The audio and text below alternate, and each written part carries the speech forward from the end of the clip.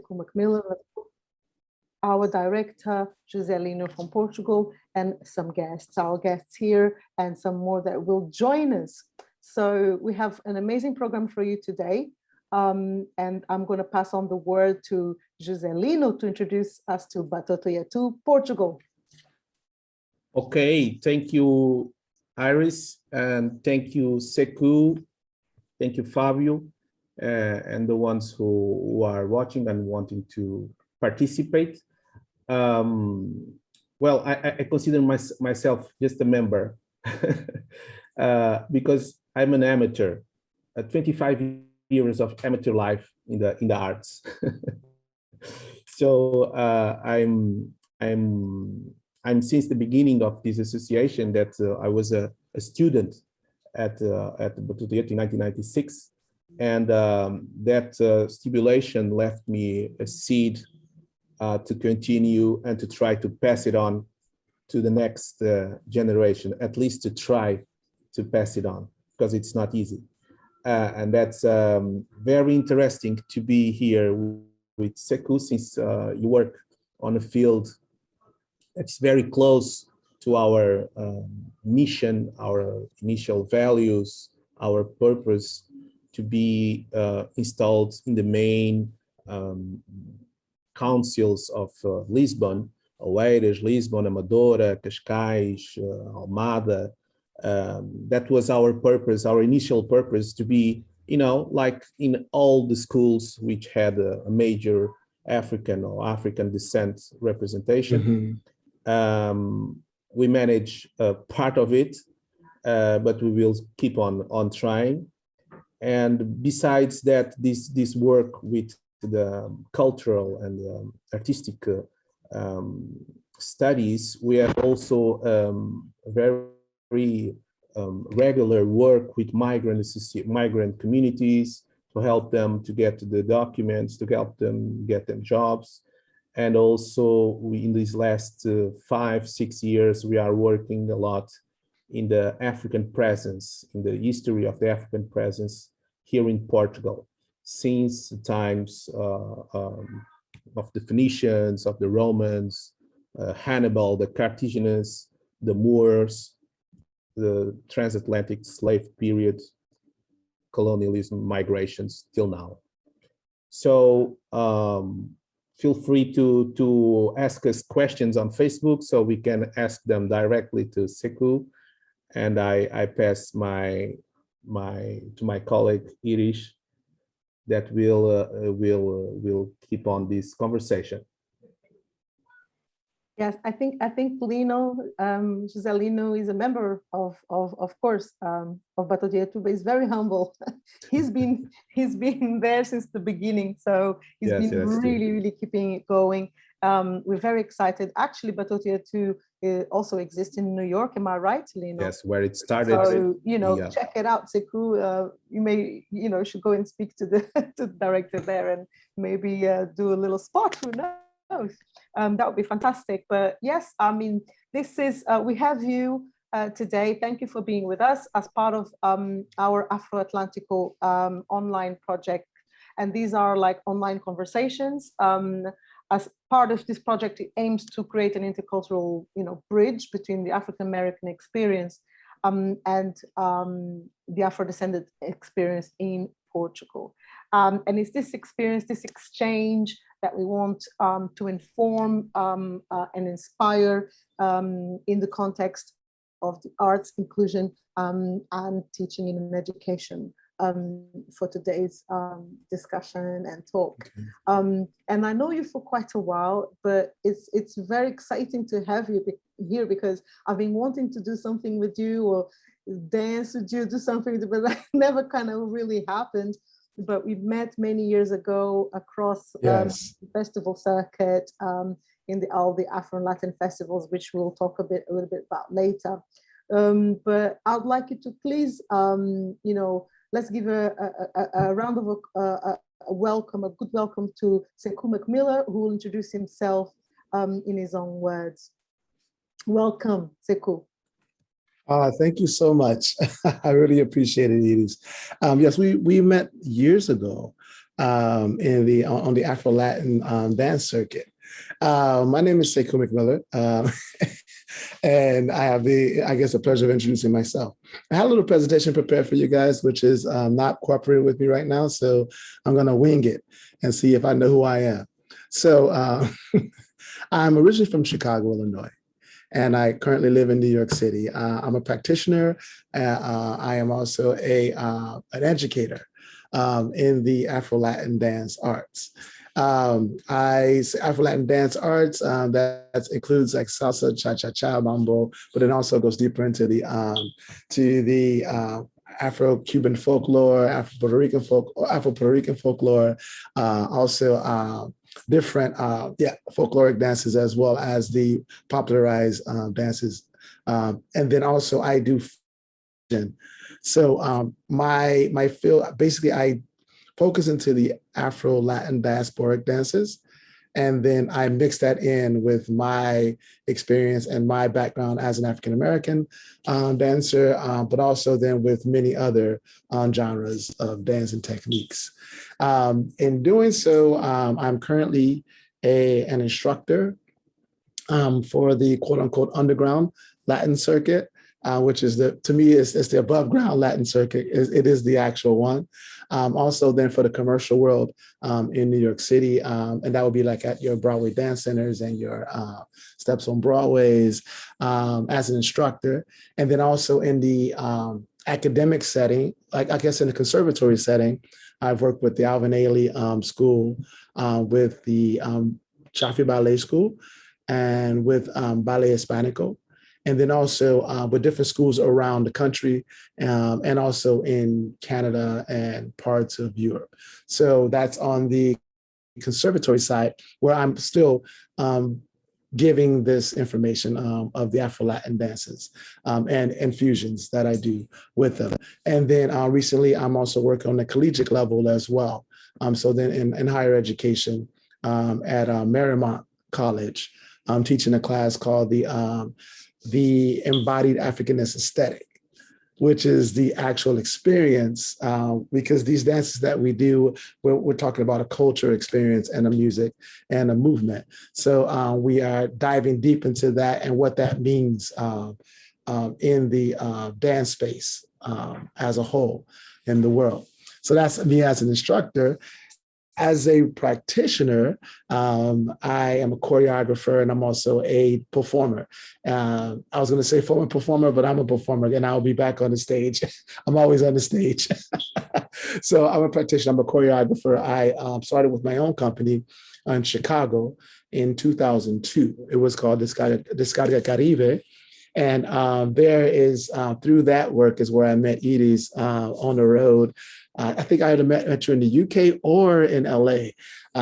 Yeah, I'm pretty sure I met you first somewhere else. It was not in the UK. It was in one of these. It was, yes. It was probably LA. Touring somewhere, yeah. Yes. So I had a Latin dance company, Afro-Latin dance company out of Chicago since 2002, where we toured all over the world and taught all over the world as well, performing. And I think I want to say 30 countries, maybe 167 cities. One day I counted it up. I was like, wow, we did a lot back in those days. So that was awesome. Really, because my daughter told me to count. I was like, I know, right? One day I did it because I got an app on my phone that was like, where have you been? And then I just started naming. I was like, oh my God, geez, are you kidding me? So then that's how I figured it out. Other than that, I would have never known. So that started there as far as my own company. And then when I went to New York City to perform in an off-Broadway play called The Life of Celia Cruz, Life and Music of Celia Cruz, I was a part of the re-choreographing of that musical, but also then I became a part of the cast, where I was also the swing. And I had to learn script in English and in Spanish as an actor. And I was not a Spanish speaking person, but I became a Spanish speaking person on stage. And also singing 26 songs a night. And then also dancing, the dance that we love, which is salsa, which is the music of I'm going to Celia ask you more Cruz. stuff about that, because I think that is such it's such a unique opportunity, to be honest, to be able to actually use our forms, these African diasporic dance forms on stage. Yes. It just doesn't happen just like that. And I remember even as a young dancer, okay, that's it. I've got the technique. I've got my legs all the way up here. Like I can turn, spin. Which show do I want to audition to now? And there was not really a lot out there representing like these styles, these forms. So exactly. I was a little bit deflated because I kind of wanted to find my groove, So that's also exciting to have done that. But I want you to, before we go into that conversation, to you said you want to show us a little bit of a video, and then we start, we continue our chat. Can you do that for us now, or? The video is, I'm still working on it. Like while I'm talking, I'm like working. I'm okay. Right now I'm multitasking. I'm like, boom, boom, boom. I figured out something. I'm recutting something while I'm speaking to you, and I'm going to show it. Wow, it's like multitasking. You have to multitask. I think I learned that on the stage, actually. Yeah, how to be directing, fixing, moving, something breaks, costume malfunction. You're like, yeah, still smile, get that hit the step. You've got sing to the song. You've got to do it. Then I'm going to hit you with the first question, perhaps, if you don't mind. I want to go back to the beginning. I want to know who is Sekou, like, because you, as a young Black man, like, what made you decide that you wanted to pursue dance as a career? Oh, that came later. Wow. When did that happen? Like, that came later, actually. Because I know it came later. There's something that is common within Afro-Caribbean families, is that if you say I want to be a dancer or a musician, they just be like, They might I have an interesting. As for I know. I have like an interesting take on that. Okay, so dance as a career definitely came later as a thought, right? But dance as an activity and movement came first, right? Like as a child, like dancing all the time, in Chicago, dancing hip hop on the streets, because I was a 70s baby. Therefore, my youth was really in the 80s, which is when we were on the streets with cardboard and like boom boxes, breakdancing, and pop lock and everything, right? And I was all in that, battling the kids on 2 blocks over. I thought that was far from my house. We would go over there, like, we're gonna travel over 2 blocks, right? And like battle the kids over there with the cardboard. And then like Chicago's the home of house. So when I got into the late 80s, early 90s, I was a house head. So I was like house dance and music every evening in Chicago. Every radio station turned into a house station.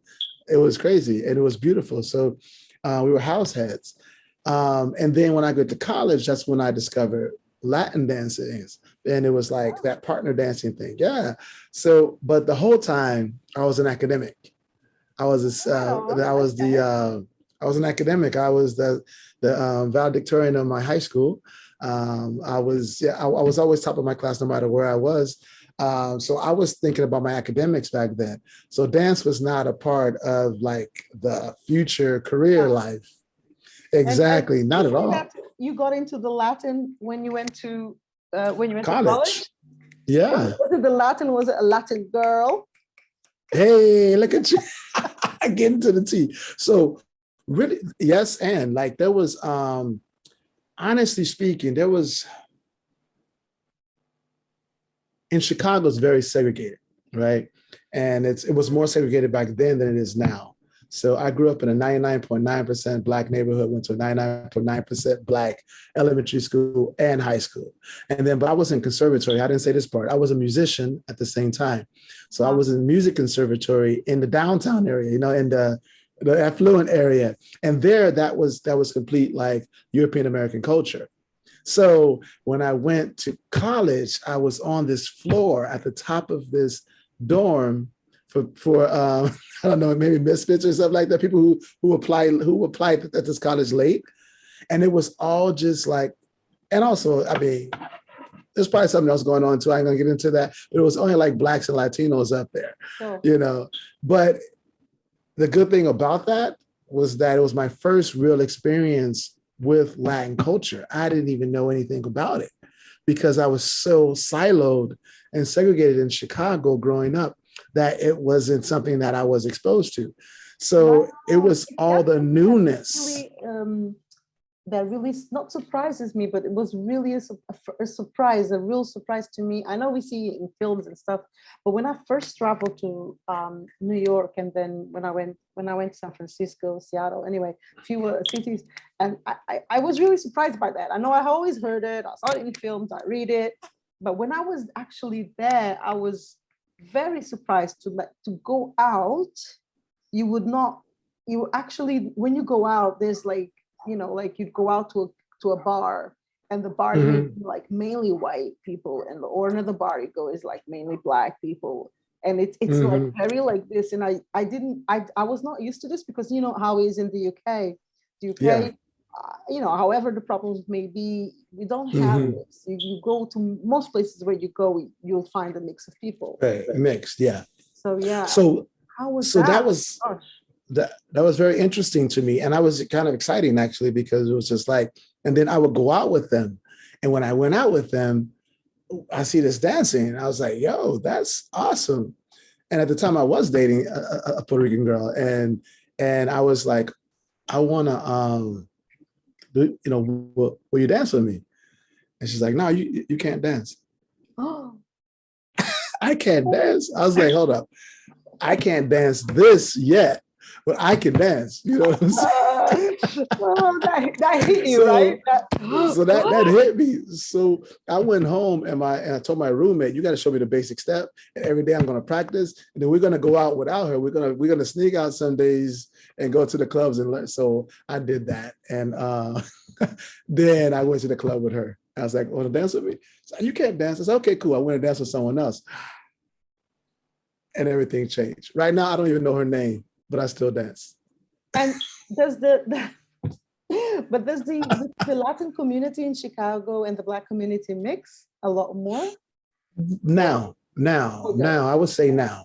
I think as far as even in the dance scene, like I would say my presence was a huge catalyst to like break that trend in Chicago. Because, you know, I was good at it. Maybe I had some natural thing was in there. It spoke to me. Maybe I don't know what it is, but I was really good at it. So then people started asking me to teach them, and then eventually I opened classes. So I kind of helped to reshape that image of like who does what, when, and why. You know, like what's accessible to who. And why. So yeah, it was bad as far as in the community for the actual dancing. It was very segregated like that. And it was very hard for people of color, well, Black people, I would say, to have a good time at the club if you were going there to dance. As Black. But I think that's for most people. If you go into the Latin scene, it's you've got to know your beats, you've got to know your rhythm stuff, and like, you get a little bit of, you kind of tolerate it, but then you won't have, you won't dance that much because you need to know what you're doing. You got to know what you're doing. But, and it's even to push on that, to even like go deeper into that conversation. It was hard even if you knew how to dance because, for instance, if as a male, and this is like the tradition in the Latin dances that the men were back then, those traditions have changed too, but the men would ask the ladies to dance.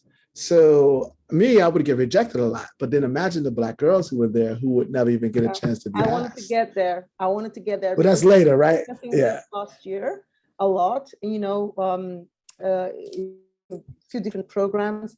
And this definitely happened in the UK. And to me, it was always a bit of a mystery because I went to, of course, to so many events at the time. And I could count in one hand the amount of Black guys, okay, but definitely the amount of Black girls that would be in an event.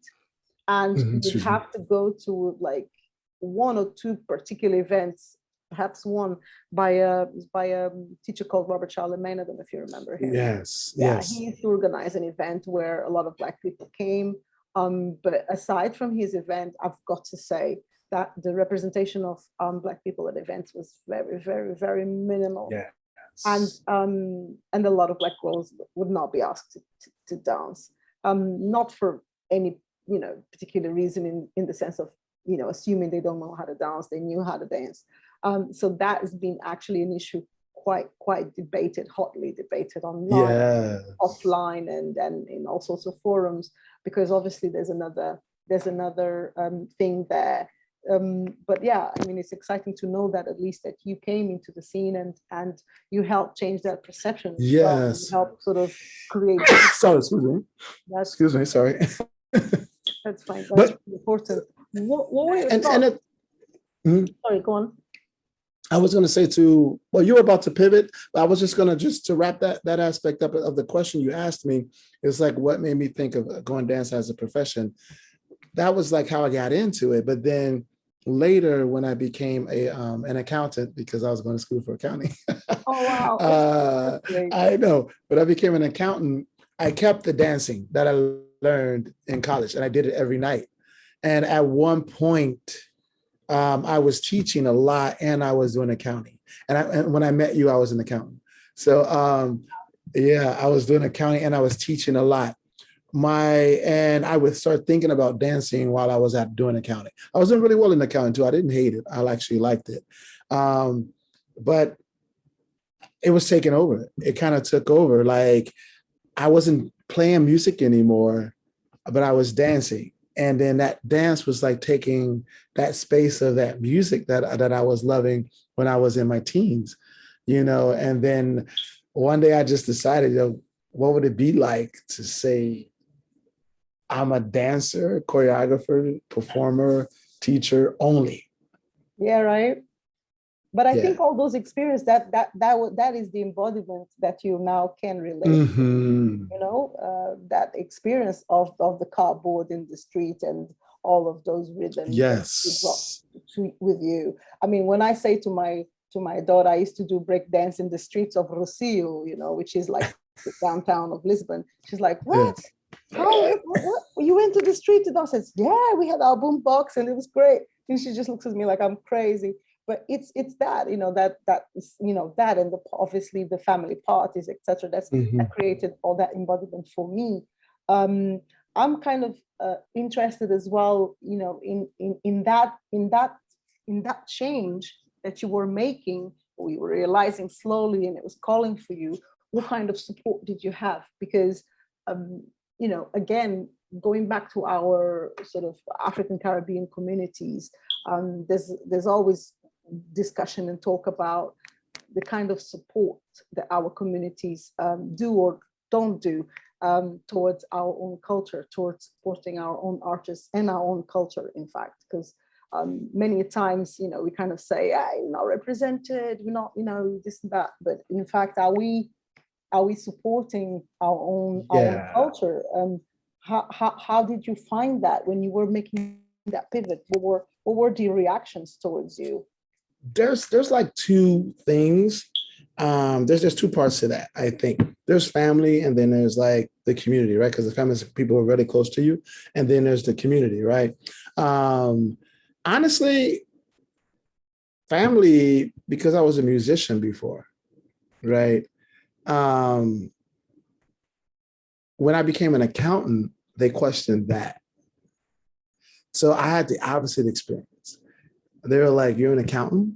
Like, why? Like you're an amazing flautist, So I was competing on a national level, and it was me. I thought that I needed to do that academic route because I was good at academics too, and then I thought I needed to do that job, that accounting thing. I guess that was the societal pressures, not even from inside the family, because the family was just like, "What are you doing? You are a musician, That's true. But I mean, let's face it, it's not easy. It's not easy for our parents to say, "Oh, yeah, that's good. Just go and be a musician." There are it's true. That are easier I don't think it's easier to be an accountant or anybody that is No. has got a diploma in anything else, because I think this idea, of course, of security in any job is disappeared. But there are professions that we can kind of see a clearer route, isn't it? So we always feel that they are safer and more secure. At the end of the day, is also how confident you are. Did you have a mentor? Did you have someone like that mentored you or something? There is, okay, so I'm going to take it now back because I said there was two aspects to that, right? Two parts was like, one was the family, right? Second is the community. What I learned early as a musician, actually, because if you're just speaking in the arts, what I learned in the musicians, I had a mentor in high school named Harry Hunt, Sweets Hunt. He was a trumpet player, so Harry Sweets Hunt, I was a flute player, right? And I wanted to play the saxophone. So there's like stigma with playing the flute versus the saxophone, the flute is a girl's instrument. And there's a lot of things going on with even within which instrument, let alone be playing an instrument at all, Wow. Exactly. It's so much stuff going on. Okay. So I had pressure and I was just like, I'm going to be laughed at, and then people did get picked on and laughed at and stuff like that. And so my mentor, he told me, he goes, the key is this: if you're good, you're good. And everyone's going to be like, oh, wow, I know him. He's really good. So I practiced so hard to make sure I was good and as a musician. And then when I played in front of my entire high school as a soloist in front of a jazz band, I played Anita Baker's Sweet Love and on the flute. And I was like, I don't know what's going to happen. Afterwards, the next day, people were like, oh, that was you. That's right. Oh, he could play. And they're telling their friends about me, all the people who I thought was going to. And so I was like, that's the key. And through that, I gained that question you asked me. That is the place of confidence and encouragement that said, okay, you know what? If you really want to break boundaries and change perceptions, then you really need to dedicate yourself to what it is, wherever it is you're trying to do it in. So you need to do it. Like if you want to break it, break it. So then really dive into it, to challenge it. Say, oh, I can't do this. Watch me do it, and then do it. And then that way you're challenging it and you become undeniable. That was what I learned from that. And I took that into the dance. I really think that I find that, but those who had some kind of support in that sense, whether from family or, as you say, from the community or from a mentor, yes, be the people that kind of really have, or coach or something, they really kind of have they figure it out, and they really have a really very clear sort of path. It doesn't mean that they're not going to make mistakes, but they have like this drive to just carry on and believe in themselves despite everything. And that's kind of my observation over the years. I didn't have that at the start of my career. So it was very difficult to kind of know, okay, how do I do this? And you sometimes, how do you say, waste time? Not waste time. Yes. You take longer to figure it out, like how to do it and keep it on. I wonder with that, like what habits did you have to learn to stay focused and develop professionally from then? When I first, when I decided to not search for another accounting job, I didn't say, so my accounting job that I had, the company moved to New York. And I said, I never want to live in New York. Oh, really? The irony. The irony, right? So, but then I also challenged myself. But I think I was also ready to stop accounting. I think that was like, how sometimes you just say things, but really it's something else underneath what's really driving your decisions. Because I said, well, what if I don't look for another job and I just do accounting? I'm just do dance, and I did it. I just didn't look for another job and I just did dance. And that was the test. Yeah. That was the test. because first of all, the money is not the same. Yeah. You know, and if you don't make the proper adjustments, you can find yourself really quick in a poorhouse, right? Yeah, and you would think as an accountant that I wouldn't have fallen into that, but I did. Yes, I was going to say that. I was going to say that you have an advantage. It was not an advantage. That did not apply in any skills I had to myself. None. I learned since then how to.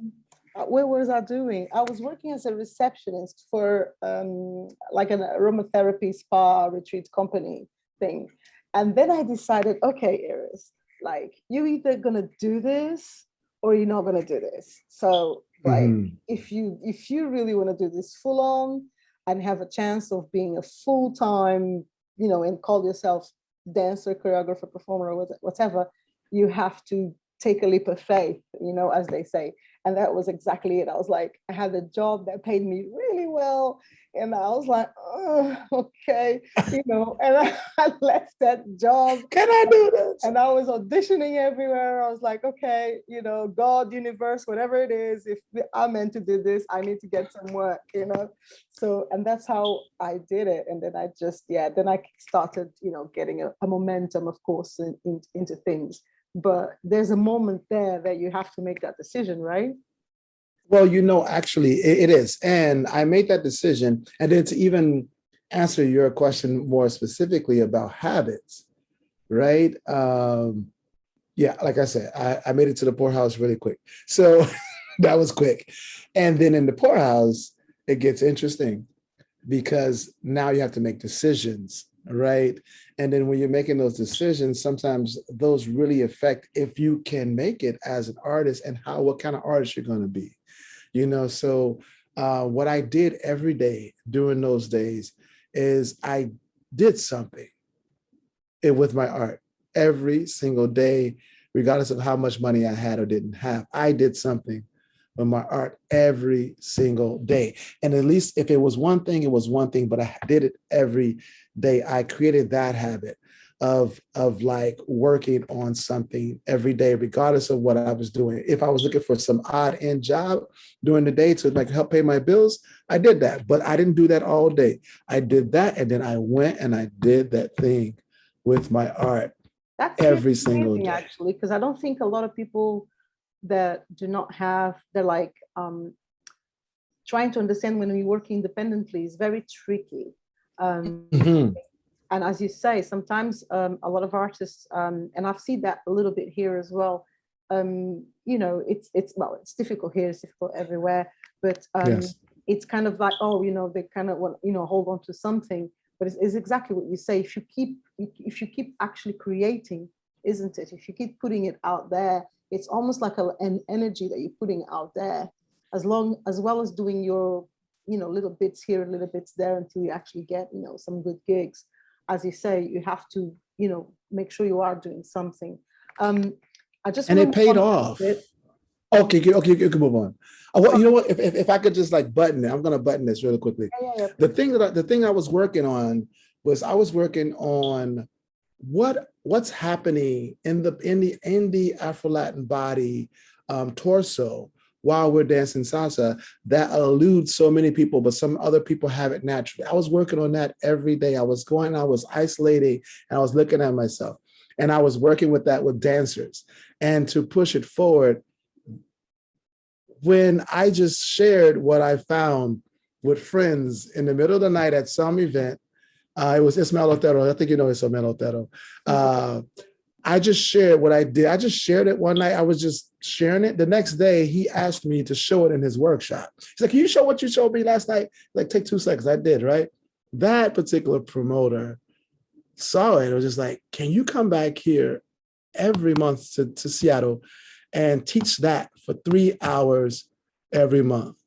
And then from there, we made a DVD. And then from there, I traveled the world with that thing that I worked on every single day. There you go. When I had no money and I was eating ramen noodles.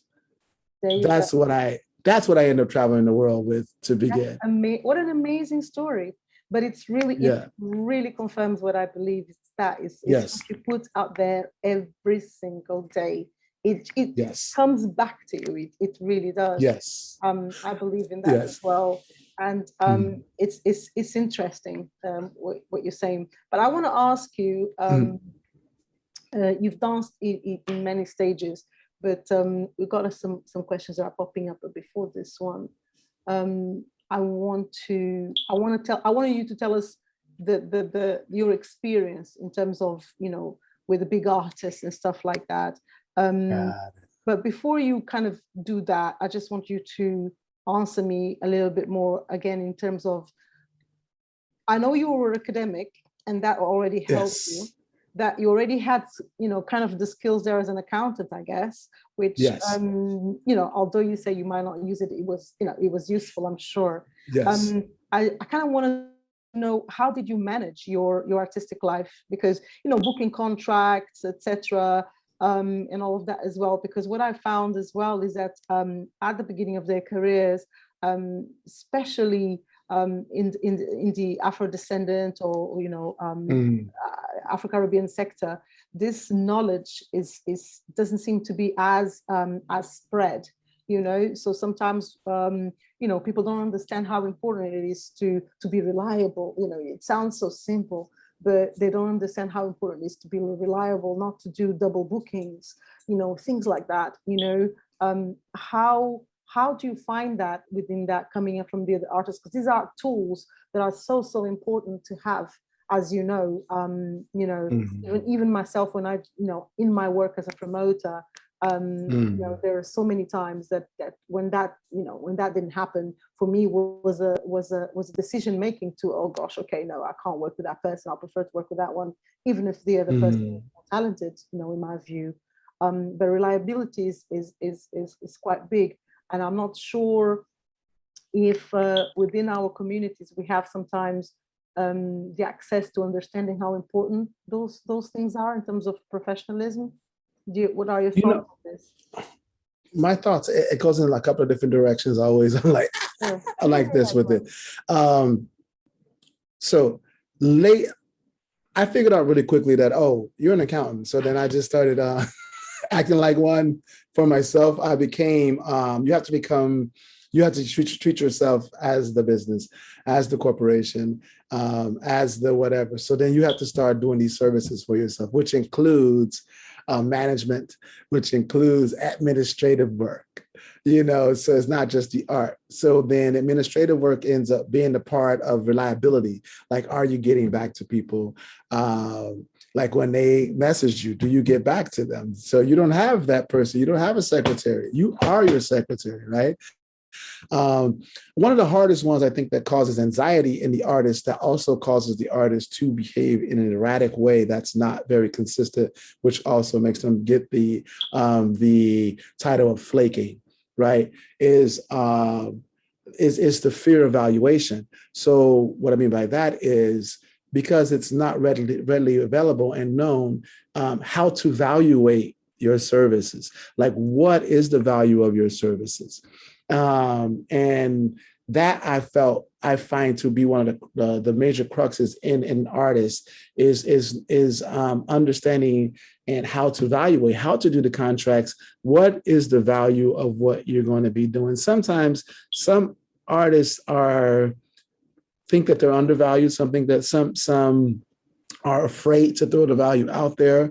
Some think that they are not worth it.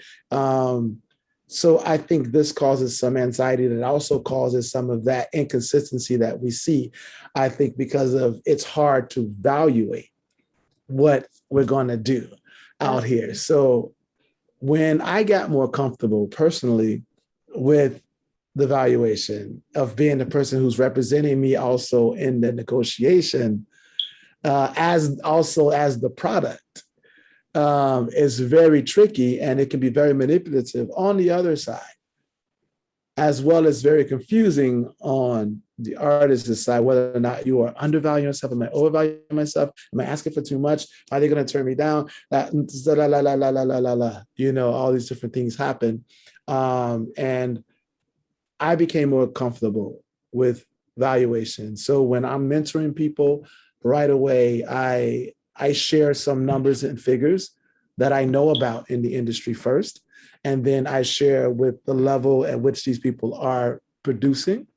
And I always tell the artists to truthfully look at what you're producing against the industry standard, and I think it's important that we start to share with the younger artists what some of the industry standards have been. And they might want to challenge it and say, no, we think that it should be higher. But I think it's a matter of us then giving that information out to these younger artists so that they can have something to start working with as far as like industry standards that go down from reliability to administration to valuation. And those are like my thoughts. That you are producing, of course. Absolutely. Yeah. Absolutely. Yeah. So I think it's really, really important because sometimes we don't know where to start, and then we can make such like really grave mistakes on that. And I think it's important that we don't feel it's taboo to talk about money. On the contrary, be comfortable talking about it, understand that it's something that you need to know how to talk about and negotiate in a very professional manner. And then you appreciate it. I think I've always felt that way because they've asked me right at the beginning, especially in the Afro-Latin circuit when I started touring in those kind of circuits. And people are like, oh, here's, come and do this for free, that for free. And I never had how do you say, it was never an argument. Now I think there's a lot of, I just replied in a very professional manner. Well, this is what I do. This is kind of why to do whatever. And but yeah, I think these kind of tools are important to pass down, but also to understand what makes something more valuable. Exactly. What makes something more valuable? Like, why would your price would be higher than mine? There's a reason. There's a good reason, and others and myself and have to respect and understand that. So, and I think this is where kind of lays. I want to know, how's your video going? I had got so into the conversation. I was so sorry. I had gotten so into the conversation. I know, too. It's fine, but I just, I want people who have maybe had the chance to see you, if they can have a chance now. Yeah, definitely. Let's. I want to go into discussing teaching and education and embodying the African aesthetic and some of your more famous stuff as well. Some more famous stuff as well. Some of your more famous stuff. We just want to know about that. I know, right? So you know what I'll do, because that video is not going to cooperate. So what we can do is I can play a couple of things. Are you if Fabio can perhaps make you host so you can can actually share your video? Fabio, are you? Yeah, I'm here. I think right now you can share it on Zoom. Lovely. Thank you, Fabio. Okay. Thank you so much, Fabio.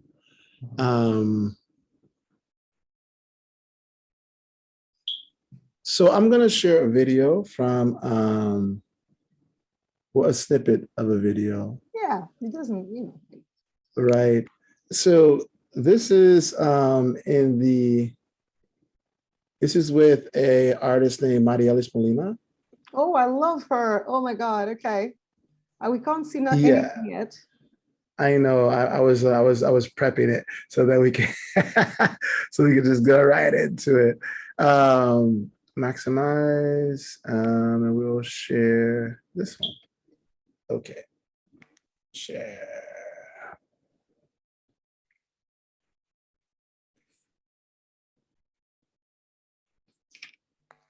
Can you hear anything?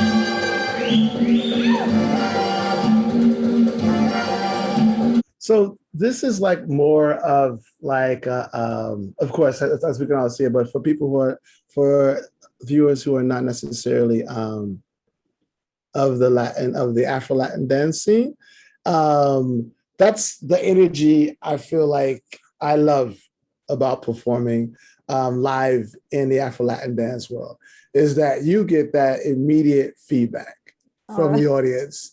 And it's like, right? It's not like being, say, in a concert dance setting. To me, it reminds me like when I used to be in family parties, and you go in that circle, and if you're not really doing anything good, the reaction is like, oh, okay, move.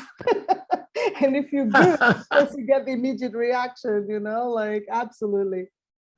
Exactly. That's and that's the thing I really, really enjoy about performing in the Latin dance world. And so I was going to share another video, and this is also in the Latin dance world, but it's something that I did when I came back from Senegal.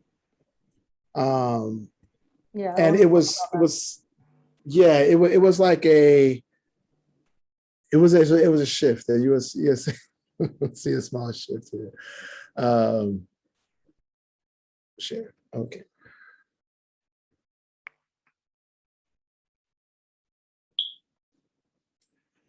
And that's interesting too, because that was also done at a salsa congress. So you start to realize that the audience is actually more receptive to so many different energies than you might think they are. Yeah, it depends on what you present. There's been a shift in recent years, but I actually dare to say that it hasn't been only in recent years, because I remember old congresses, and yes, there's always great stuff with partner work and stuff, and in shines, you know, routines and stuff like that. But yes, all it takes is somebody to come in with something completely different and people to go, oh, and that's what they remember. And I think you are right. The audiences are a lot more open than people think. I think sometimes people have a little bit of a fear in those settings.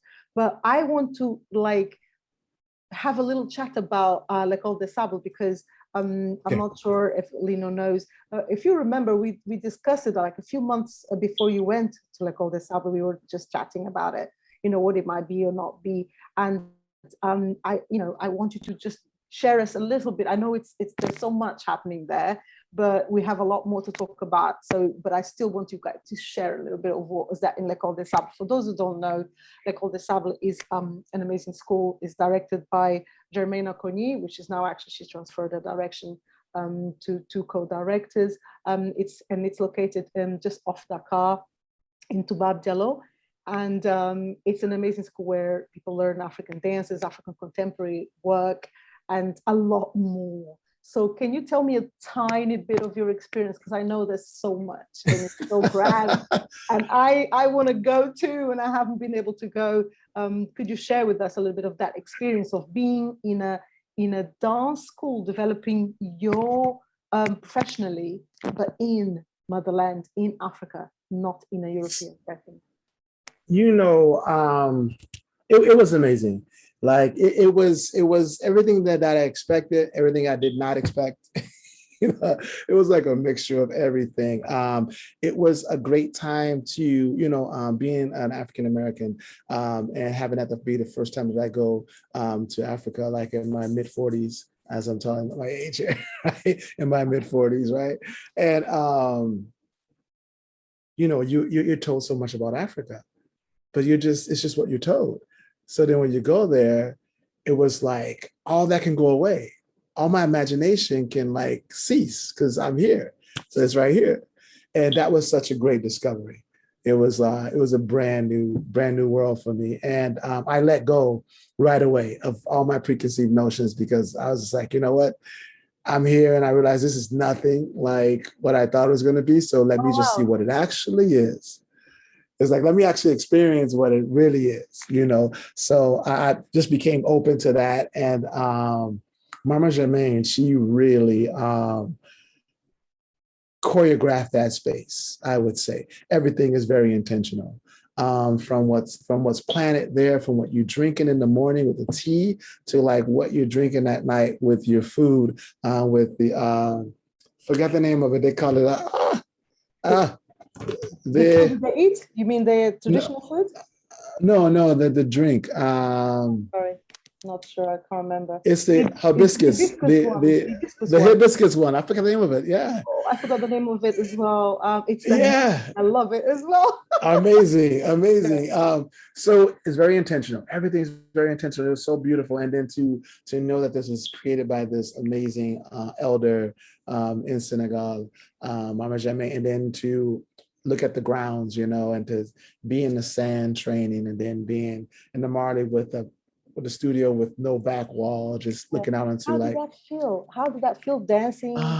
In fact, like so connected to the ground, dancing with the elements almost. I mean, it sounds very corny, but it's not dancing with the elements, but you've got elements surrounding you, enveloping you. How did that feel to you? It kind of transformed me in the sense that now I can get it anywhere I go. It's like I had to go there to get it so that I could access it no matter where I was. And that feeling that you're talking about, and that dancing in that sand, but in that particular sand, in that with the drums going constantly, and also realizing that the birds in the morning, I don't know who came first, but the rhythms from the drums during the day match the birds in the morning. The birds are tweeting these rhythms that I hear also in the drums. So it's like that connection between nature and the music and us, and just everything being interconnected together. Also, to experience Mama Jammeh's technique, which is based off kind of like animism, which believes that everything is connected, interconnected. Everything's soulful, everything is interconnected. So a lot of the movements were, say, like the buffalo or the giraffe or the etoile de mer, the starfish, or this is all the variations in the technique, and you understand, okay, this is the feeding, and then this is and you're connecting and connecting your life force to that as well, and then the tree, the baobab tree. Do you feel that when you are teaching prior to this, or perhaps it was always natural to you, I don't know, do you feel that when you were teaching your form, your Afro-Latin form that you developed as well, you've put your own mark into what you do very much, that you also transmit the culture of the countries where some of the forms that you fuse as well with are from, because that's another thing that in terms of teaching jazz, I've never experienced. Like, I've never had any jazz teacher telling me this fast footwork comes from a lot of Black cultural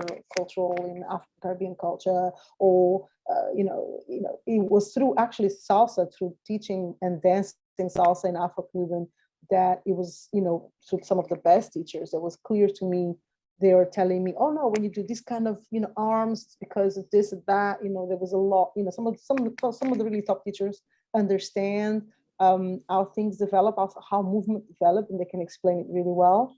So when you teach, do you do that? Do you try to transmit the culture of the countries where some of those forms emanate from? Yes. Before going to Senegal, right? Prior going to Senegal, I think it was in 2016. I created a series called the Afro-Latin Jazz and Soul Experience.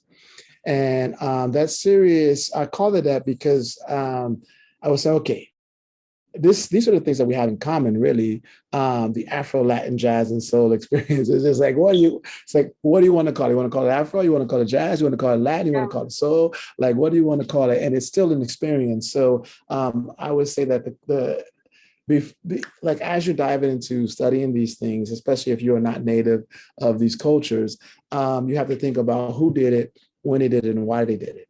And then that gives you the context.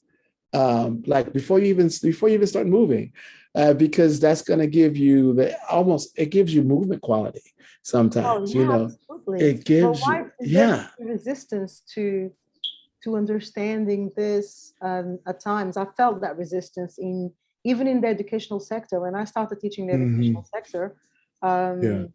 and I would say, I'm going to teach, Afro-Cuban jazz or Afro-Latin jazz rhythms Yes. or something.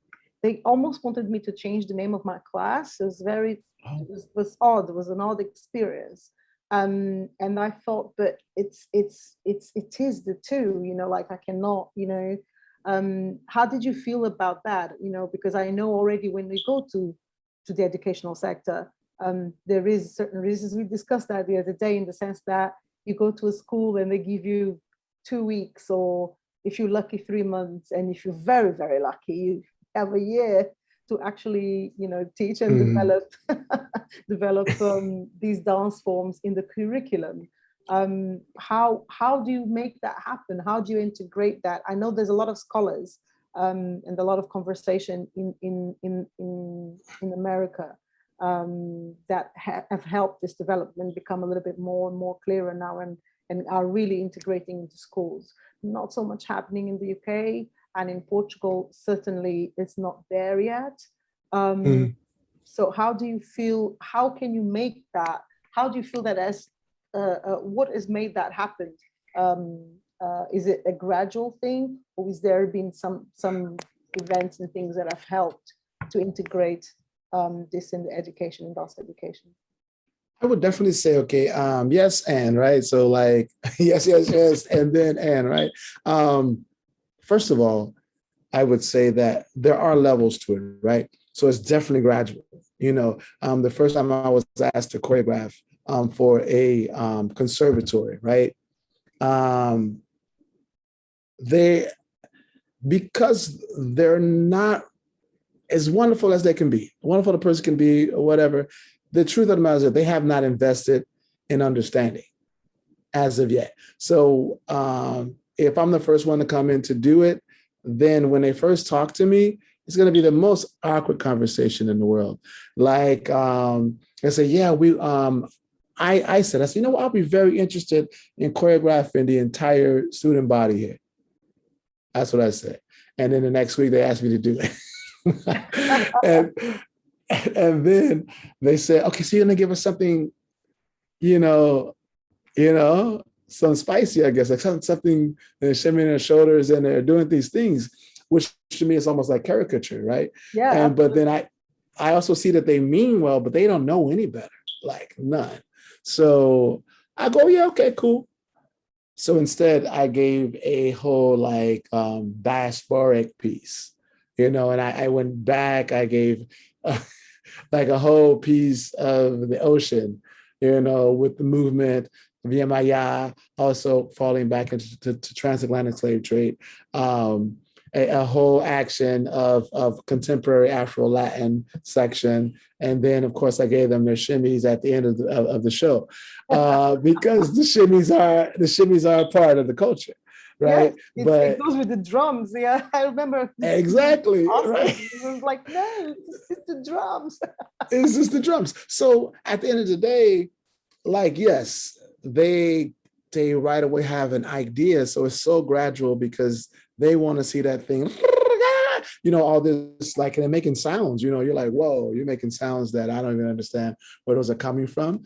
Like you're in a commercial, like you're a caricature, like you're making fun of, but then are you making fun of it? I'm not sure what you're doing, but when I'm done with you, you're going to be further educated, because that's not what I'm going to put on the stage.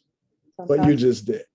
So it's on. So that's still there, because that was in 2015. And then I was recently asked to choreograph on an institution, and I got the exact same comment about what they were to expect. And I was just like, oh, I said, well, they're going to be surprised as well, because I'm doing a political number to start. The middle of it's going to be about family, and the end is going to be about celebration. That's how I'm going to sculpt the piece. And so you know, it's just like, okay.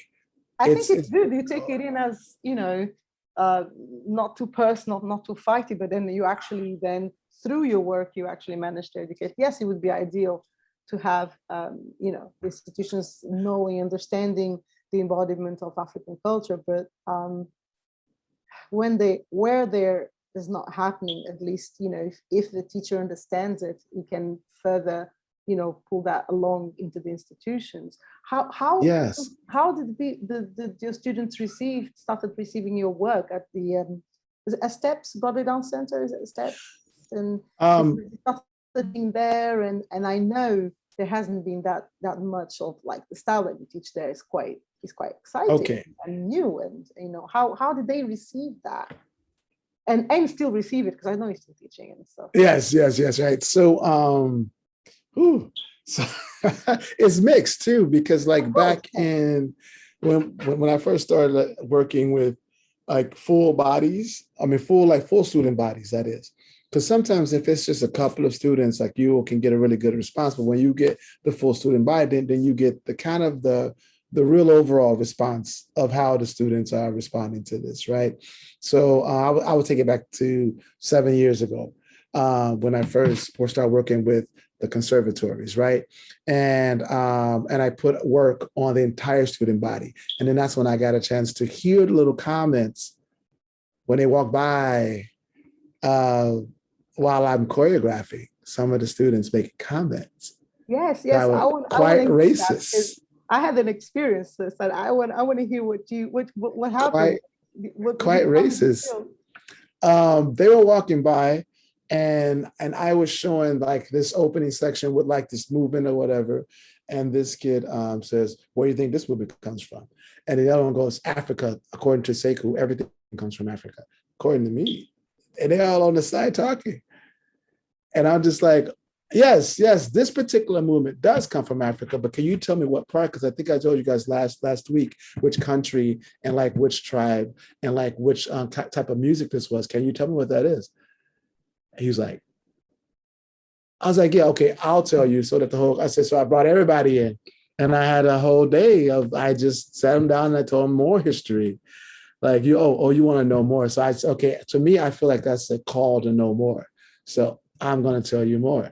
But it was pushback. It was pushback from the students. Some of the students were very excited. I understand, because they are excited, but at the same time, what my experience was in an institution as well in the UK was that the students who were not embodying the movement felt that they could still pretty much question it, you know, and almost wanting, not correct me, but, you know, almost wanting to do, you know, like, this is how you should do it, you know, kind of thing. I was like, whoa, you know, and of course, you know, similar to you, I pulled it back in, I asked questions, okay, where is it from? Why is it there? Da-da-da-da. What is it responding to? What rhythm? Da-da-da-da. And, you know, then they understand they need to further educate. But I just remember it was very interesting to see that they felt that they could question that knowledge. And it's good for students to ask questions and interact. That's not what I'm saying. But I'm wondering if in a ballet class or in a contemporary class, you know, led perhaps by a white person, that if that would be the same reaction, you know, I don't know, that question mark, you know, but if it felt that it put to me differently as a African dance forms, you know? Yes. So, and you know what's interesting as well is like, you know, because I do fusion. So sometimes if I'm in a movement that is Africanist, has an Africanist aesthetic, and then coming out of it, I am in the European aesthetic, they want to ask me 20,000 questions about the European aesthetic. Is it turned towards it? Is it turned in?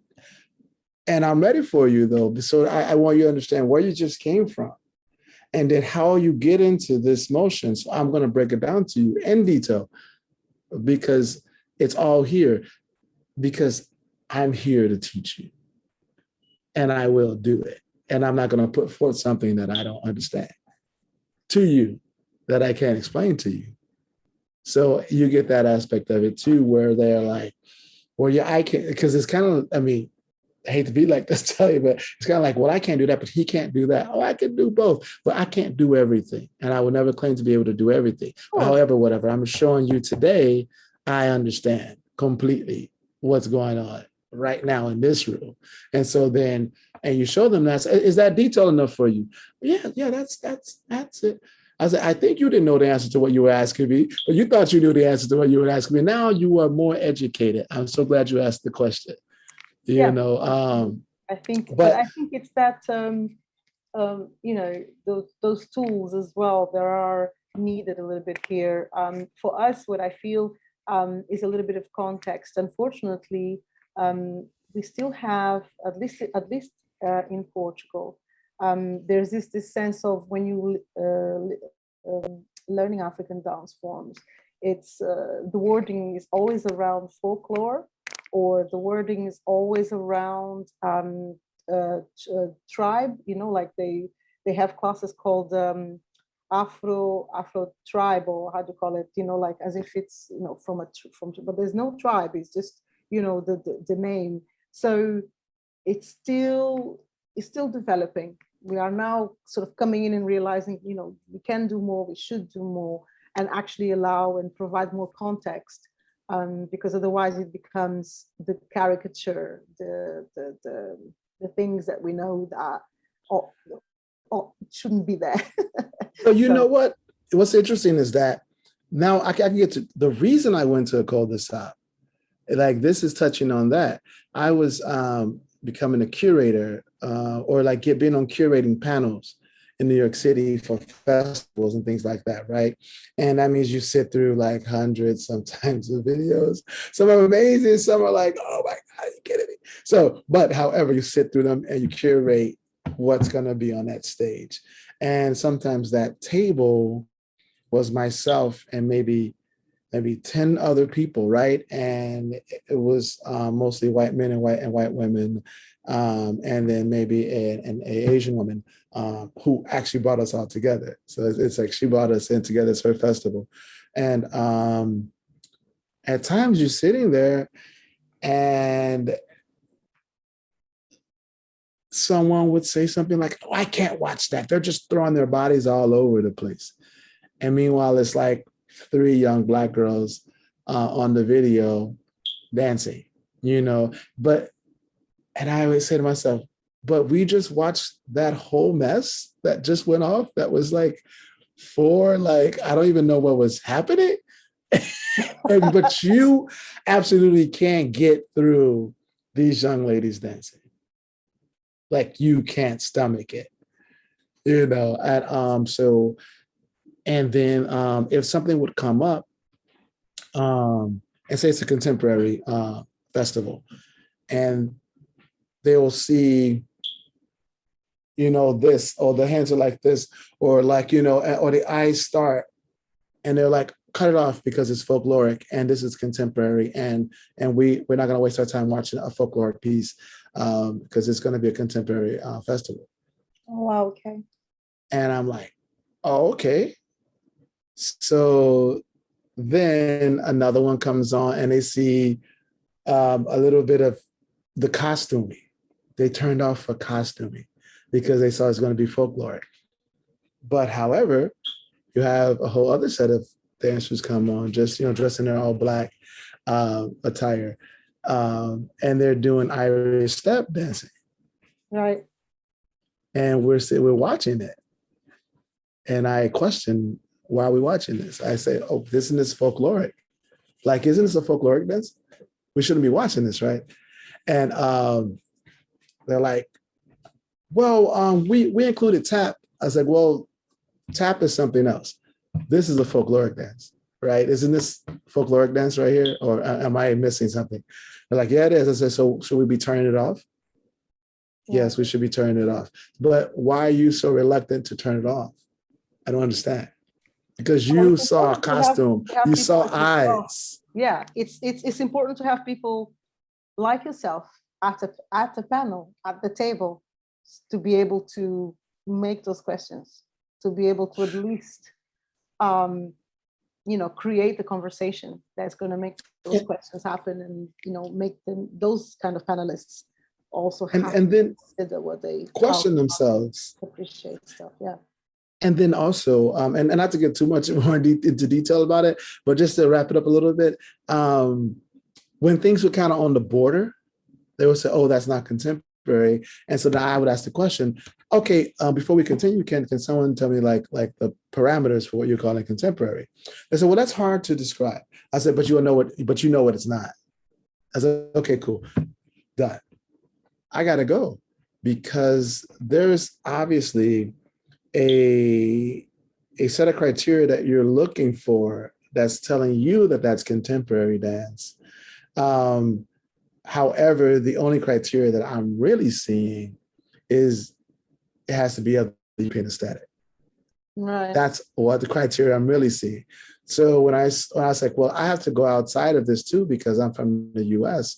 So unfortunately, a lot of our stuff is built on a European aesthetic, although in the US, a lot of times I feel like what we call Black dance is Black bodies surviving the European aesthetic is what we're calling Black dance.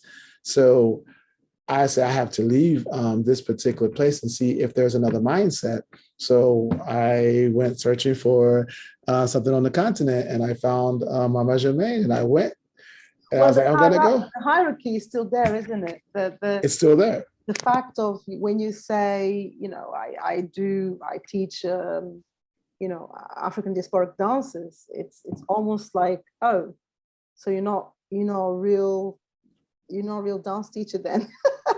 Oh, or you're not a real dancer. I remember that when I was training. You're not a real dancer as you know, unless you've done ballet or contemporary or jazz. So there's kind of the hierarchy of dance, and, you know, type of thing. And I remember these comments. Exactly. And yeah, it's a conversation. So now when I go back into that room and they start talking to me about their definition of contemporary dance, I'm here to expand your mind on contemporary dance. I'll give you examples. I'll send you stuff.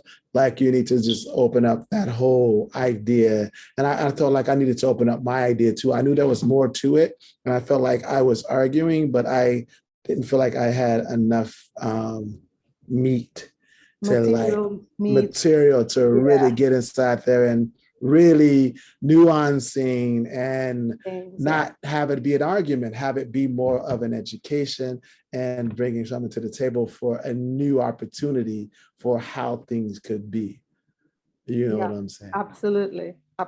Which is why it's there are a lot of exciting, you know, things going on as well. And I think your experience doing you know, being in the commercial sector as well as in theater, you know, and and utilizing these forms on these platforms, it's like, yes, you know, it's just like, finally, yes, can we see that on stage? Can we see our stories being told on stage, you know?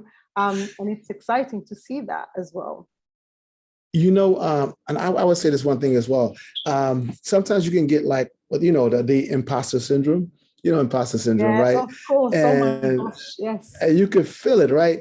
And sometimes, like, so the one thing I got to always remind myself, like when someone comes, when an institution or like a company, whether it's be a professional company, an amateur company, or conservative, whatever, come and ask me to choreograph,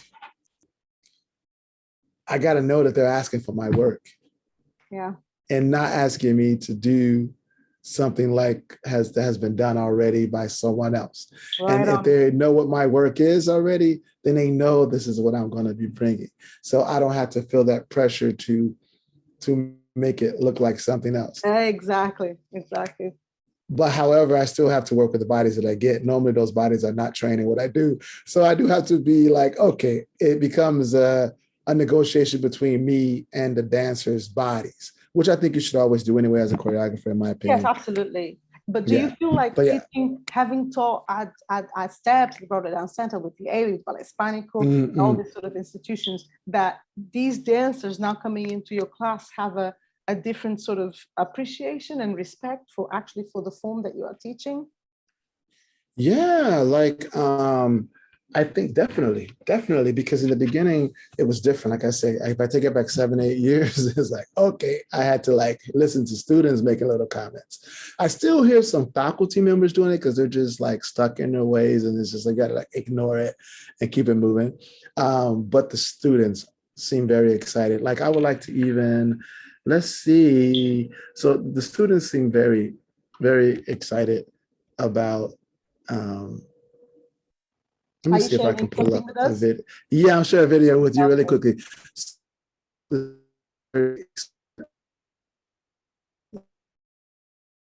And,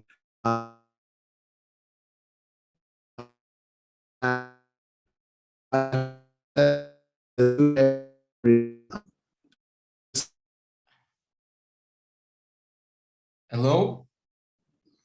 hello, yes. Okay. Sorry, I stopped to hear you, and I don't know if it was a problem of Zoom. I But think think I Fabio can is hear making you. you host again for you to share. Is that right, Fabio? Oh, Yeah, I was certifying that everything is okay cool. because, Thank you. Oh, sorry.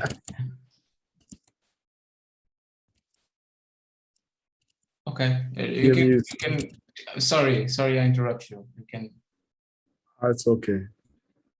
It's quite all right. yeah. So, yeah, 1 second, I'm almost there. What's going on?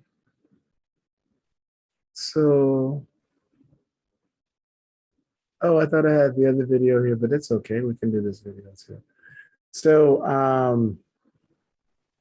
yeah, so the students, like I see them early in the morning. We warm up. I get a chance to like, really work with them, and we talk about where things are coming from, the movement, and it's called the embodied happiness aesthetics, right? So it's about the experience, and it's about the like where it's coming from, how it's being done, and who did it, why, and where. And that gives them all the context that they need. And you would say like, well, what's the? I say, in the beginning, I even question myself, like, what's the importance of this, right? Of them understanding this, right? Because if you are already in a higher learning institution like this here, then you're probably a part of the privileged class. Let's talk about it, right? So what's the importance of the privileged class understanding this is what it really comes down to. And I feel that it gives them a better insight and appreciation, not just for the movements, to commercialize it, because it's quite often movements are separated from the people, right? So it is important that these classes are taught in higher learning institutions, and they're taught with the context, because then it brings back in the people, which I feel can be reflected in empathy in everyday life for those people as well, as you start to appreciate the things that you are already enjoying from these cultures, and not just appreciating the things, but appreciating the people who have brought them. You understand what I'm saying? And this is them like trying to they're living their best life.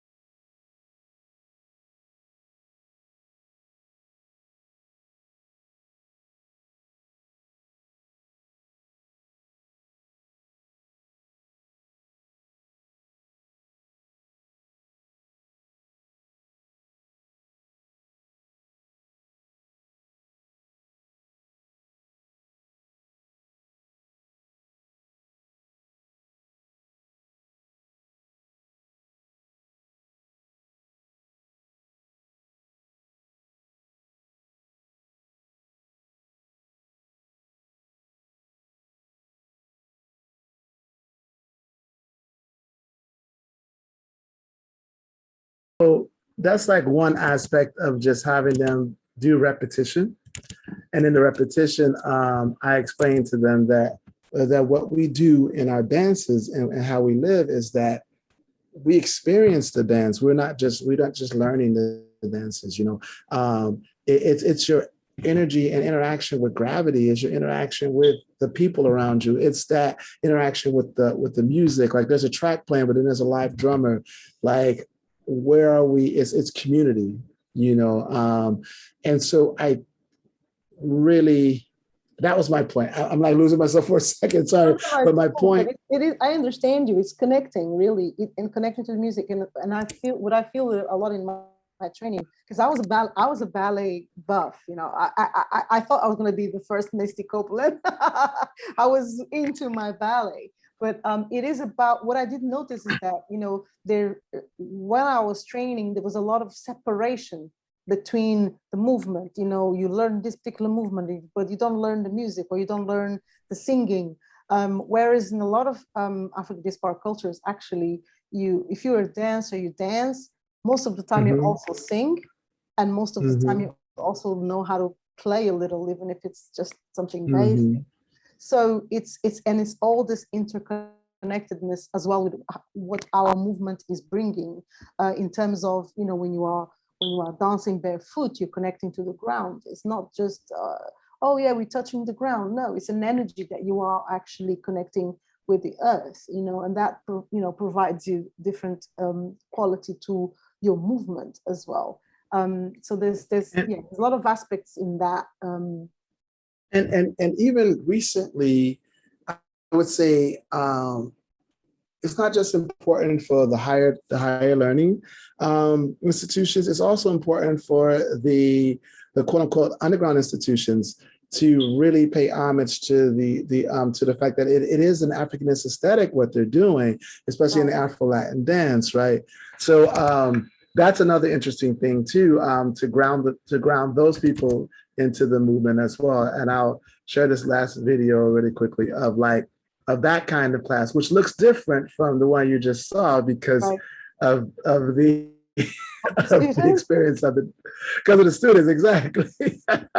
So if we but even in that higher institutions, what you're doing is you're helping demystify it. You're helping them understand, you're creating something there that hopefully they won't forget.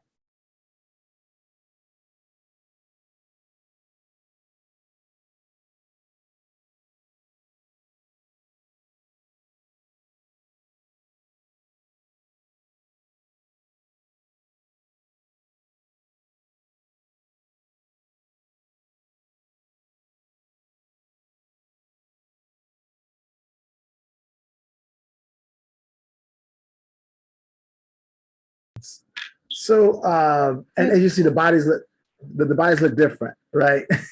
Yeah. There was no doubt about that. I think the bodies definitely look different, and it makes it does make a difference. What can we say? And then I'll actually show one more, because then now we'll get into, say, the quote unquote professional theater world, right? All right, because I want to ask you about at least have a question from your more commercial experience too. Go for it. Okay. Where are you? You are right here. Got you. All right. So then this is like for more of the. There. So this is a Steps on Broadway, and these are people who are auditioning for Broadway and things like that, and they're coming in to try to pick up the steps so that they could possibly get into musicals that can actually be written about these things, and they're trying to figure out what's going on. So this is an interesting time in New York as well. So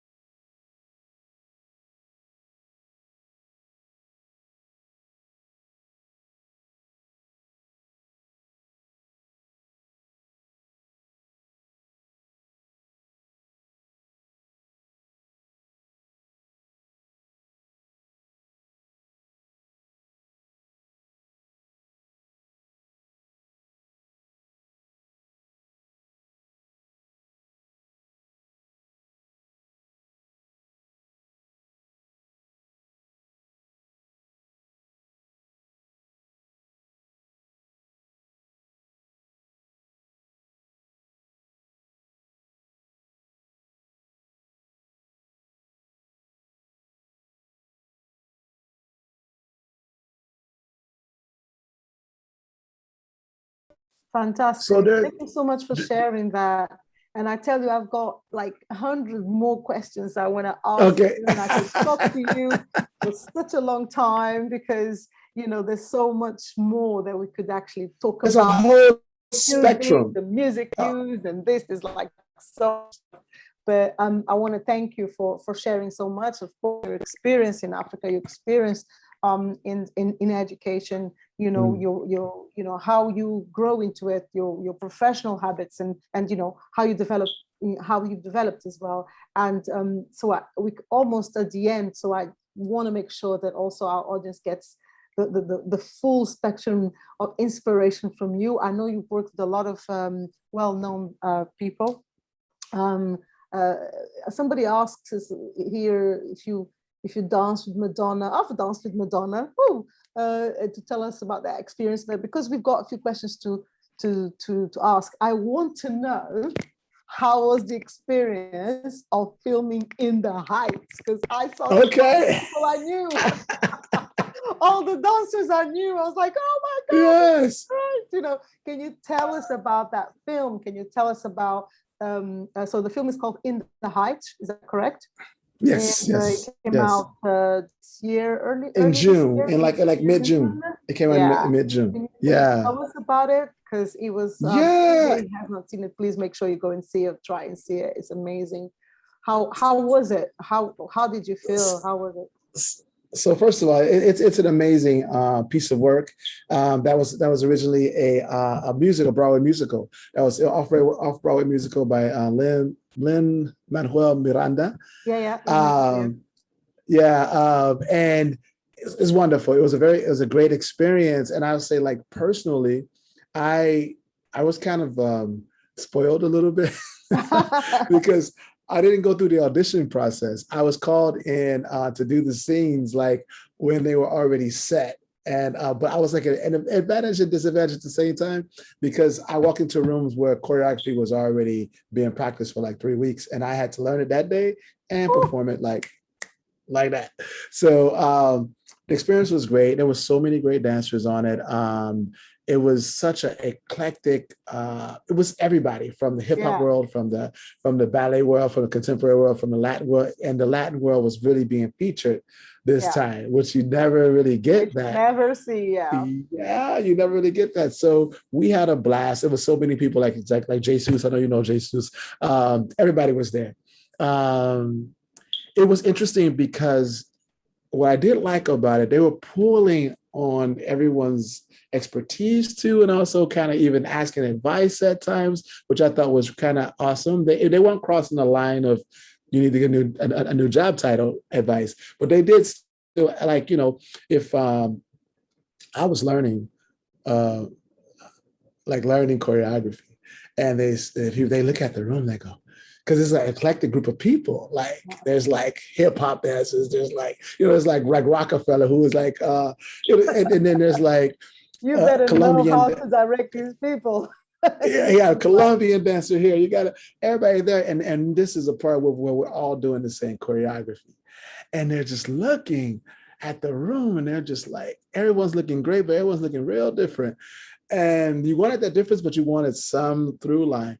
And I was learning it, and she's one of the associate choreographers turning to me. She just goes, "What can we do, Sekou?" And I was like, "Well, I'm learning it right now. Everybody else already know it." But I thought to myself, "Okay, Sekou, come out of learning, look at the room." I turned around. I was just like, posture. Everyone bend your knees, lean forward, and don't come up. Do the whole choreography there, because you're already fierce. You're already doing a choreography. You're not going to look the same, but you're going to look like a cohesive group. And she's like, "We did it." She's like, "Done, fixed." And those little things, you know, that was great. Like, we didn't cross the line. I wasn't helping to choreograph. I wasn't coaching. But well, you see, it was exactly easy to identify that quality and just say, yeah, what is the quality that actually can unite us very quickly and keep and maintain the artistic, you know, the movement structure, exactly, integrity. And you spotted it, and it worked. And so that was great. The filming was great. The director, John Chu, was great to work with. There was like, I never felt pressure on the job. However, there was this sense of internal pride and pressure to represent for what and who you are and what you do. So that alone, I think, fueled everybody in the room. And so that everyone was on their, their A game. A game, absolutely. A game. So it wasn't like this hardcore room, but everybody in the room was hardcore. Yeah. No, I understand. Yes. Everybody had to be paying it. Yeah, they were on the A game period because, I don't want to be the one that somebody points out, when they're looking at the screen and go, your arm was there on 7 and not on 8, like what? Like you don't want Also, this was filmed on the streets in New York, so it wasn't in a studio, so like you were actually in a courtyard in Washington Heights with like real residents up there, like, so it was like, it was awesome. Fantastic. Well, this is so it's I think I agree with you. We are in a fantastic time, and I truly hope those experiences in the US and all around in the UK.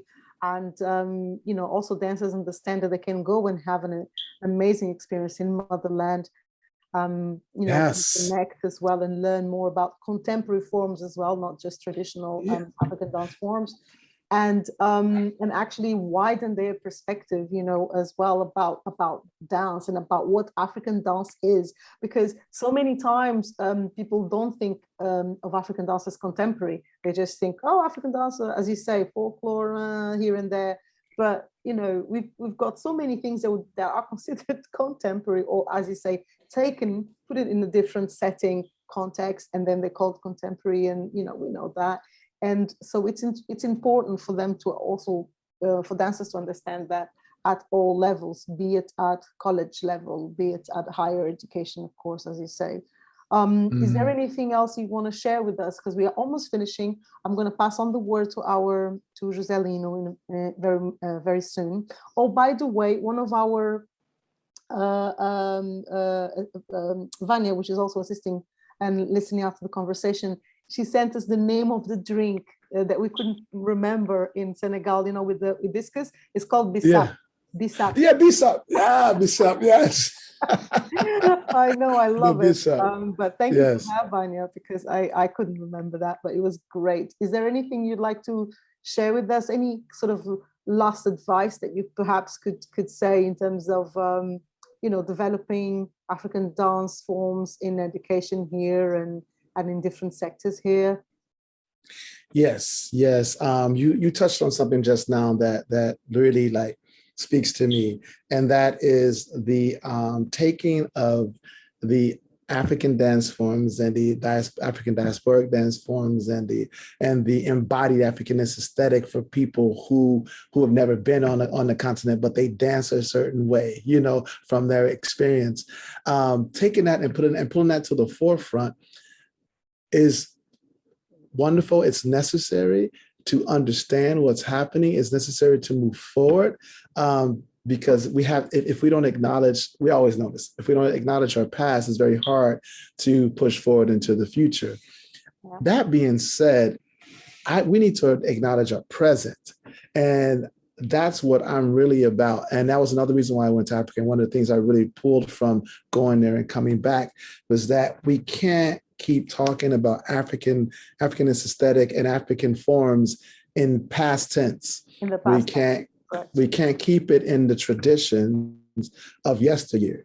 We can't keep it there. We have to pay homage to yesteryear so we can build on it, but we have to create new traditions today and allow for a prosperous future, and allow for us to be excited about the continent, excited about the diaspora, excited about the present day of what's happening. And how those forms developed as well. And how they developed, yes. They always thought about something traditionally in the past, as you said. Yes. So I think that is important that we don't just get stuck in that space, which I feel a lot of times, like you said, that's where it's allowed to be. And I think it needs to be thought of differently. There's a future and there's a present. And I think that's what I'm very excited about. So I really want us to really stay there and focus on that, and definitely do your homework and yeah, that's it. Thank you. Thank you so much. Yeah. Really love listening to your talk. We're going to have to wrap it up soon, but absolutely love it. Like I said, I could talk to you for a long time. We are really, really happy for you to have contributed to this conversation, to this creating this bridge of connection between, the African American experience and our experience in Portugal. And that's it. So thank you so much. I know you have so much more to give, and I hope to maybe speak to you in the future. And I'll pass it on to Joselino. Okay. Thank you both. Thank you, Sekou. Thank you, Iris, for the warm conversation. It was very interesting to see this other. We don't have here in Lisbon, at least I don't have during these years, a lot of contact with the Afro-Latin dances in a more traditional way. We just had recently through Brazilian dancers, but it's something new. It's not very. It's not very. We don't have that much migration from people, from dancers, from Cuba, from Puerto Rico, that could teach us a little bit more, because we have to learn everything. And learning everything, catching on what you said about the past, the present, and the future. It's very interesting because we try to work on a present day roots of the fado, that is one of the Portuguese traditional songs that had an African root. Is a Lisbon product, but with Lisbon at the time had a lot of mixing of Moors, Africans inside the Portuguese culture, similar to tango and flamenco in Spain. So, and we wanted to do a recreation, because we even the traditional dances that we learned from Congo or Angola, we weren't born in Angola or Congo. So we are always doing something different with our context, with our experience. And so it's very important that, but also very important to know what we should pass, because if we just catch the rhythms, like some people like to learn in the percussion, oh, I want to know more rhythms, so which rhythm is this, which rhythm is that, but they don't catch the meaning or the history behind that, so they can create something new. They will just stay with the form, and it's something that we catch a lot. I just also wanted to say that when you play the music, the Zoom or the Facebook, they checked on the copyright. So I think they blocked the overall emission, because we were starting to rise up. And then we were trying to see. I was saying the owner of the rights is sharing the video, but it's something that we didn't knew. I saw it once, and now it happened again. I don't know if you have any experience with that, like how to be able to show it online on this kind of Zooms or Facebook. I think you just have to not do it. I didn't think of it. Yeah, I didn't think of it at this point. Yeah, with the Zoom, it's fine, but then with the Facebook, I didn't think of the Facebook. For the beginning or like for the last ones? The first ones. The first one. Yeah, the first ones. Then we started to see that it shows a small message, but we will record the whole emission, and we will try to put it on YouTube. And if we see that it's really, the music is really a problem, we can cut that part of the music, and then Sekou, you could send us, if it's not too much trouble, if you could perhaps send us the name of the song and the author. Generally, when we put on Facebook, we have to kind of do a little disclaimer. We're not the owners of the music. Like in Instagram. Facebook. We can try that, Jose. I don't know if it will work. Yeah. Okay. If you have the names, at least, hopefully, that will help identify and help it play. so I didn't want to Okay. interrupt the conversation. But it is record, and then we will put it like the others we have put it. But if necessary, we will cut it a little bit, those parts, the sound or something, or we'll put just a name. And that's it. Thank you very much. Let's see if we can do something else in the future. If you come here to Portugal, would like to be very pleasant to receive you and do something with you, and to share our common grounds. And and that's it. Thank you very much. Awesome. Thank you so much. And so I have a question for you all. Yeah. Like, do you currently, so what's the current situation? Or do you have people who are currently trying to break into the academia with the Africanist aesthetics? Or like, where are you guys? Well, where are you guys in your journey? concerning sure. concerning the pandemics or overall? No, overall, in terms of where are we in terms of breaking into academia, teaching African? I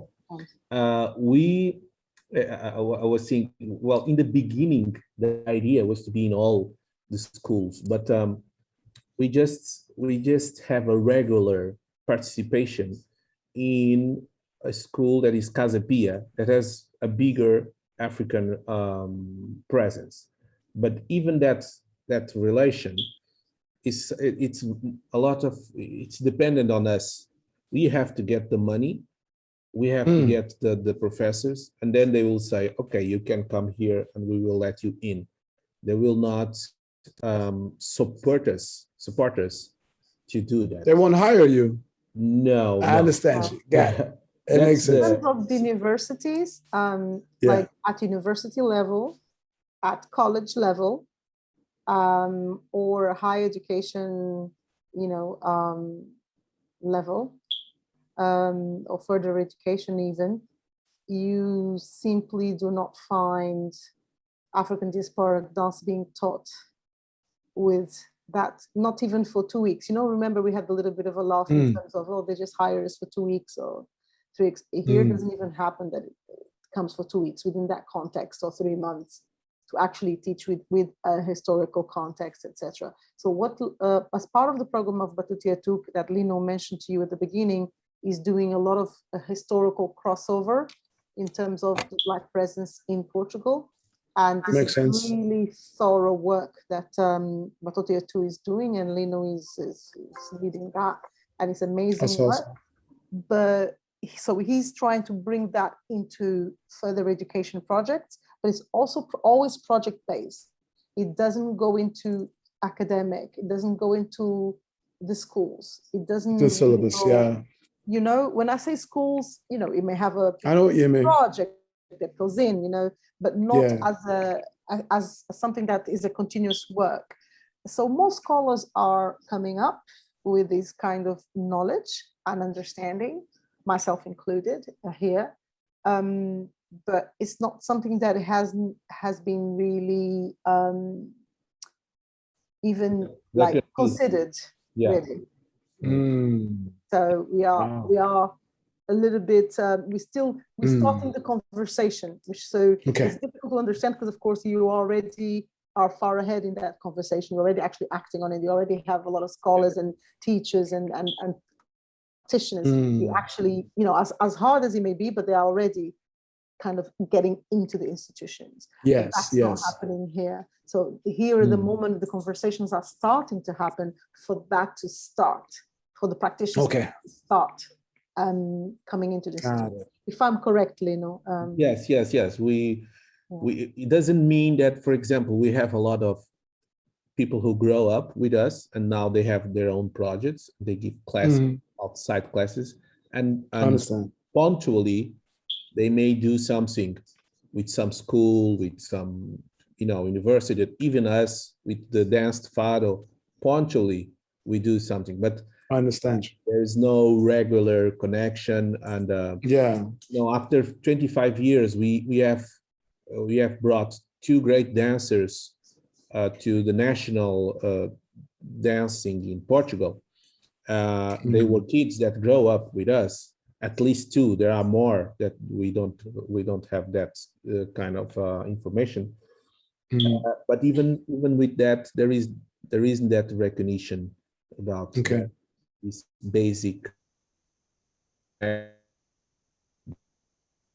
dancing with the naked foot, without the shoes, and the importance of that for the movements that then he's making in the ballet, and he is always speaking on that. He's living in the US. He's in Costa Rica.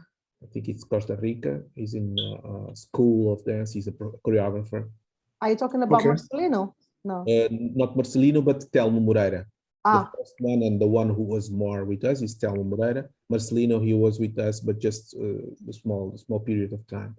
And he speak with us about it, about the influence, about the richness that we could do. But it's difficult in history, in the dance, in the percussion, the masters of percussion, of the cora, balafon. We don't have that in a formal way here in the schools. Got it. But people, those conversations are starting to happen, which is why these kind of projects, although it seems that it's just online, it's a conversation, but are so important. This Afro-Atlantico project is important for that reason. I see that, yeah. Creating those bridges so people to understand, because this is also going to be subtitled, I think, Joselino. Yes, we'll try to do It's it. also going to be subtitled. So even those who don't understand English can actually, listen to this. It's going to be published so they can see, okay, these are the bridges that can be created, that are being created. Batoto Yetu is facilitating this project. So this idea of teaching African diasporic dances in education, in institutions, in academia is absolutely possible and normal. And it doesn't mean that there is no interest for it, because everybody listens to kizomba or other traditional African music. The whole population the whole population go to workshops on the summer, or it's popular. No, I understand. It's interesting because even because in the beginning we kind of talked about some of the negative experiences that we had, like with the student bodies, but for the most part, honestly speaking, they're just all excited, and I always get like extremely a great feedback when they're done. So it's true, the interest is there. Sometimes some of the old guard is the one that's kind of holding it up. Let's see how it goes ahead. And thank you for all. Thank you. Okay. Thank you so much. Right. I'm going to be in touch with all the admin stuff we have to do, but thank you so much for being part of it. Thank you, Lino, for allowing us to invite. And thank you. Yeah, thank you, Joselino. And really love to listen to you, and hopefully others also be inspired by your journey, and how you got there and what tools you need, and believe in yourself and all great things. So thank you so much for sharing your journey actually with us. Thank you. All righty. Thank you so much. Take care of yourself. All right. You guys. Bye-bye. Bye-bye.